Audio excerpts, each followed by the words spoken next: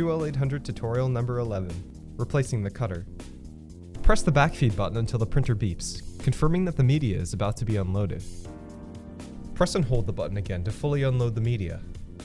The media should be fully removed from the printer. By default, the maintenance utility can be accessed via the Start menu under All Programs in the Quick Label QL-800 folder. On your computer, launch the maintenance utility.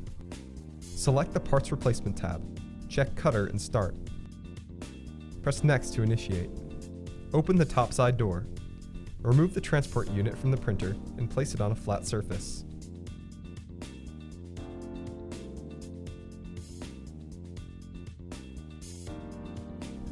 Using a screwdriver, remove the 4 screws attaching the cutter to the transport unit.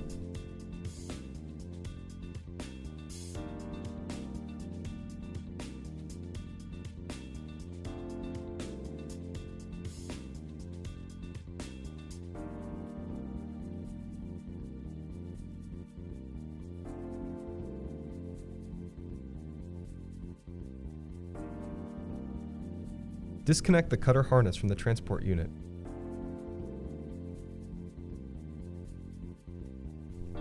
Connect the new cutter's harness to the transport unit.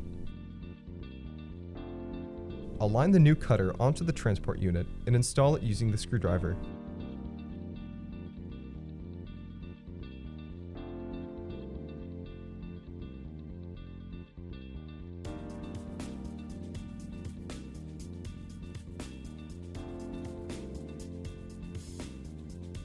Slowly align the transport unit and slide it back into the printer, pushing back until it's just past the metal bracket to reseat it. Close the cover and finish the procedure from the maintenance utility. You have successfully replaced the cutter.